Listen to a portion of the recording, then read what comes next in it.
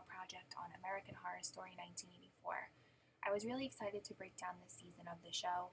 I had never really thought about how the concepts from this class compared to the show, and once I saw how much they did, I was impressed and interested to find more ways the show reflected on socio-cultural topics.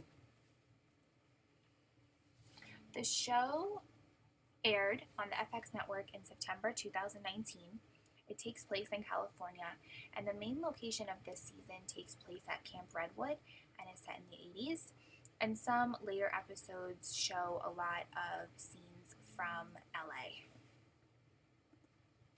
American Horror Story focuses on a different topic each season, but this season was very different from the others.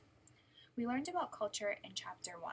Culture is defined as a system of enduring meanings, beliefs, values, assumptions, institutions, and practices shared by a large group of people and transmitted from one generation to the next. The series was filmed in modern day, but based solely on the summer of 1984. The cast used payphones, listened to 80s rock, and dressed in leotards. Aerobics was something that was also really shown in the show a lot, especially in the beginning. And the cast actually mentions Richard Simmons, which, if you can remember, if you're an 80s or 90s baby, Richard Simmons was actually very popular in the aerobics world, so it definitely brought a sense of reality to the show as well. We did a very interesting discussion board post on stereotype.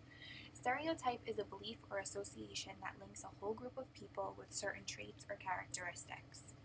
Stereotype was a large part of the cast, and definitely a large part of this season, one of which was the marking of the big weird guy as the killer in the original Murders on the Camp.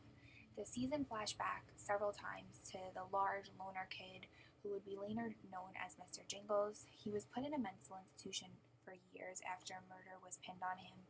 We later find out that he did not commit those murders. A group is a set of individuals who interact over time and have a shared fate, goal, or identity. The beginning of this season starts with the group doing an aerobics class. It was very common and natural for them. I thought of all the times I have met people through similar likes and hobbies. Together they worked to have fun, but when things got scary, they also worked to solve the problem. They were all excited to have a wonderful summer together and have fun. They also all enjoyed aerobics together, and that is what brought them together in the first place. After a lot of scares, the group tried their best to work together to solve a problem, but sometimes with group, there comes conflict. Conflict is something we all may experience at one point or another in our lives. Conflict, whether it was about how to spend team time or resources or about free contributions, seemed to invoke perceptions of injustice. This often produces feelings of frustration and annoyance. The cast were friends and looking forward to spending their time at the camp. It was clear that they were dealing with a killer, and it was obvious that they became increasingly frustrated with one another about how to handle numerous situations they were going through. Frustration is common, and sometimes within a group it can really boil over. This made me think about sometimes when we're frustrated with ourselves and how hard it can be to get over that or to get through that.